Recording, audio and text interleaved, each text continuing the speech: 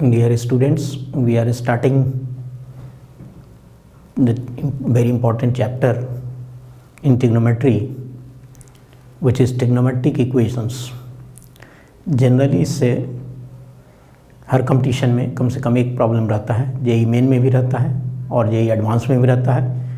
Other competitions में भी जो भी इंजीनियरिंग एंट्रेंस टेस्ट रहता है उसमें इससे एक क्वेश्चन रहता है नॉर्मली। ये कंसेप्चुअल चैप्टर है और कॉन्सेप्ट पर हम लोगों को सबसे ज़्यादा जोर इसमें देना है, इसलिए पूरे चैप्टर को हम दो पार्ट में बांट रहे हैं। पहला पार्ट हुआ जिसमें कॉन्सेप्ट पर हम लोग फोकस करेंगे और दूसरा पार्ट होगा जिसमें प्रॉब्लम सॉल्विंग मेथड्स क्या क्या हैं and which type of questions are asked either in main or in advance. और सेकेंडली है कि उसको बनाने का अप्रोच क्या होगा, कैसे सोचेंगे, how to think, that is very important. तो मेन फोकस हम लोगों का इस चैप्टर में दो चीज़ पर रहेगा, concept and secondly method for solution.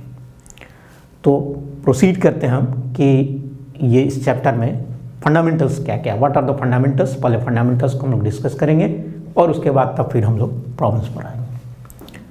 तो फर्स्ट हो गया जनरल इंट्रोडक्शन,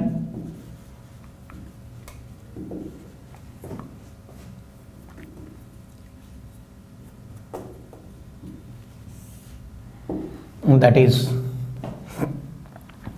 fundamentals। सबसे पहले तो ट्रिग्नोमेट्रिक इक्वेशन किसको कहते हैं? तो any equation which contains at least one trigonometrical term that is called trigonometric equation. कोई भी इक्वेशन जिसमें कम से कम एक ट्रिग्नोमेट्रिकल टर्म इन्वॉल्व हो उसको हम लोग कहेंगे ट्रिग्नोमेट्रिक इक्वेशन। अब इसमें करना क्या है इस चैप्टर में? तो देखिए, इसमें सॉल्यूशन ऑफ इक्वेशन मेनली उससे रिलेट करके क्वेश्चंस रहेगा, यानी equation will be given, you have to solve. तो what we mean by solution of equation? First पहले तो यही होगा कि सॉल्यूशन ऑफ इक्वेशन का क्या मतलब होगा।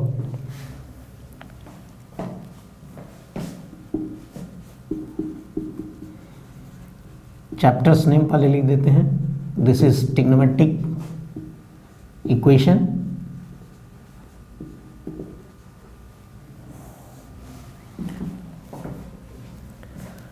what we mean by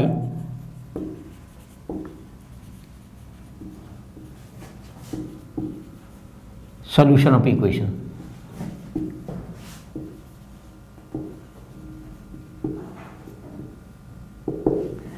तो ये आप जानते हैं कि solution of equation means all possible values of unknown which satisfies the equation। क्या कह रहे हैं हम? all possible values of unknown which satisfies the equation।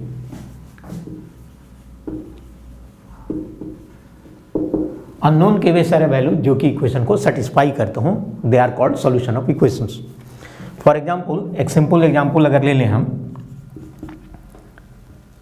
तो x square minus 4 is 0। Of course it is an algebraic equation, लेकिन concept समझने में इसके यूज हम लोग कर सकते हैं। तो यहाँ से x square is 4 and this implies x is plus और माइनस 2। एक्स इक्वल टू 2 या माइनस 2 रखेंगे तो ये इक्वेशन सेटिस्फाइड है and therefore this is the solution.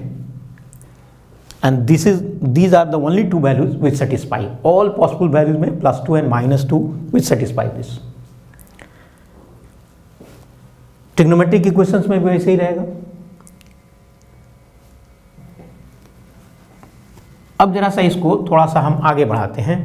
मान लीजिए कोई इक्वेशन इन x हमने लिया, suppose we are taking an equation in x और इसको सॉल्व किया and we are getting 3 values of x, x1, x2 and x3। अगर ये सॉल्यूशन है तो इक्वेशन में रखने पर, बारी बारी से रखने पर ये सेटिस्फाई करना चाहिए। Suppose that x1 and x2 satisfy the equation and x2 does not satisfy। x1 x2 satisfy करता है तो they are actual root,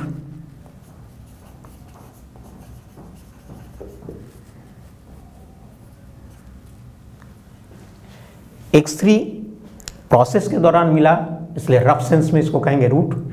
it is not satisfying the equation, therefore it is not actual root, तो इसको कहते हैं extraneous root.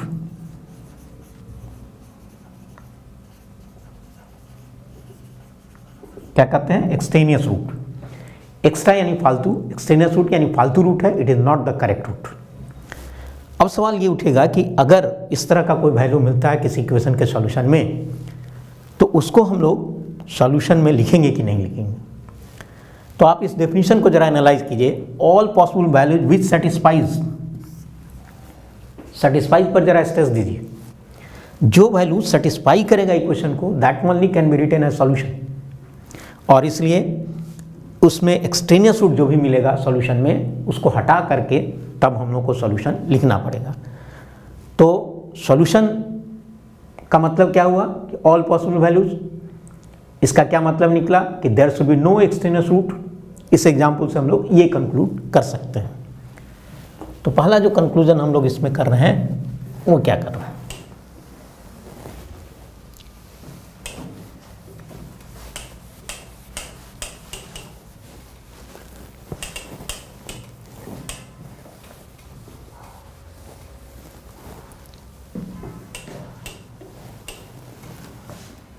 Solution of equation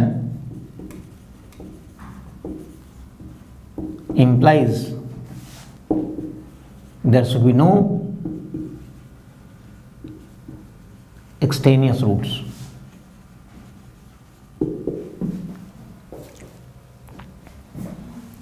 अब हम एक दूसरे एग्जाम्पल पर आते हैं। सपोज कीजिए कि इक्वेशन इन एक्स है, we are solving this and getting three values x1, x2 and x3, and all are satisfying the equation, means all are actual roots। ठीक है। अब अगर x का एक चौथा वैल्यू हम निकाल सकें, suppose x4, which satisfies the equation but absent in the solution obtained। अब ये किसी प्रोसेस में मिस्टेक के चलते, प्रोसेस में कोई किसी मिस्टेक के चलते हो सकता है या एरर के चलते हो सकता है। तो whatever may be the reason, this x4 is satisfying the equation and therefore it is actual root, and it is absent in the solution and therefore it is called lost root।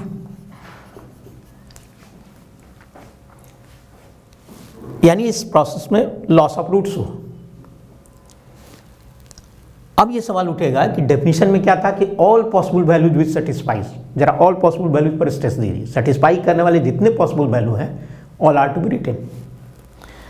एक भी उसमें से कम लिखते हैं तो our answer will be incomplete, and therefore complete solution of equation means there should be no root loss. एक भी रूट लॉस नहीं करना चाहिए। तो फाइनली कंक्लूजन क्या बना कि solution means complete solution. Complete solution means there should be no root loss, no extraneous roots.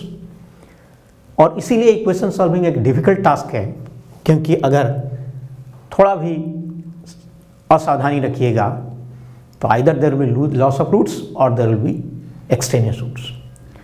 And therefore we want to know that what are the sources of root loss and extraneous root. किन किन कारणों से root loss और extraneous root होता है, ये अगर जान लें हम लोग तो उन चीज़ों से बचा जा सकता है, या उसके लिए नेसेसरी करेक्शन कैसे किया जाए ये पढ़ लें तो फिर हम लोग सही आंसर दे सकते हैं।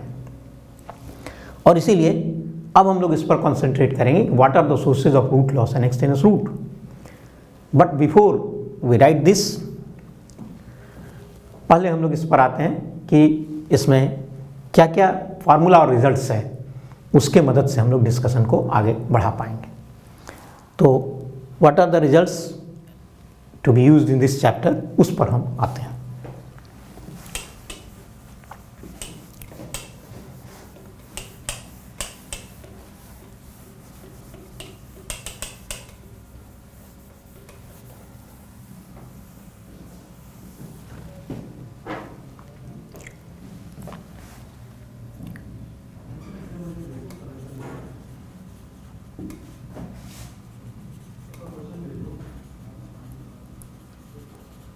Results and formula.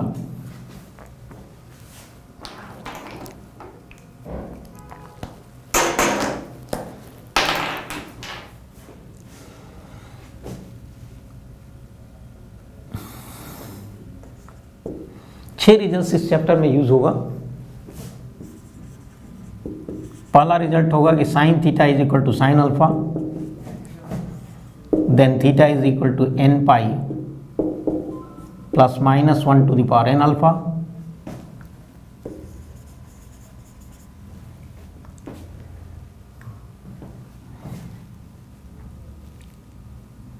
where n is an integer, that is n is 0 plus minus 1 plus minus 2 and so on, and alpha is numerically smallest angle.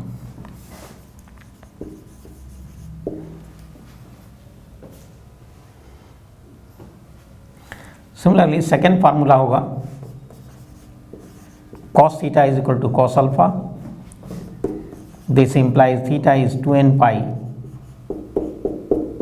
plus minus alpha,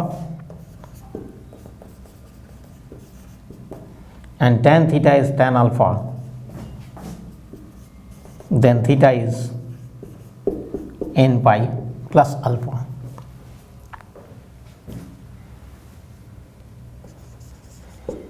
एक सेट रिजल्ट का ये हुआ, और दूसरा set result का जो होगा वो होगा sin theta is 0. This implies theta is n pi, cos theta is 0, then theta is 2n plus 1 into pi by 2,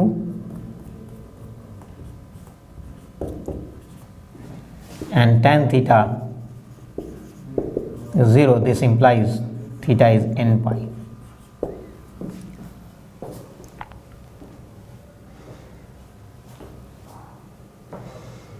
ठीक है, तो कुल मिला के ये 6 रिजल्ट्स हुआ, 3 हुआ थी D0 से और 3 हुआ अल्फा से। These 6 results will be used. इसके बारे में थोड़ा सा हम बतला दें कि आपके मन में सवाल आ सकता था कि n कहाँ से आ गया, जबकि ओरिजिनली इक्वेशन में ये नहीं था। तो उसको थोड़ा सा समझने के लिए सिंपल बैकग्राउंड जरा सा हम बतला दें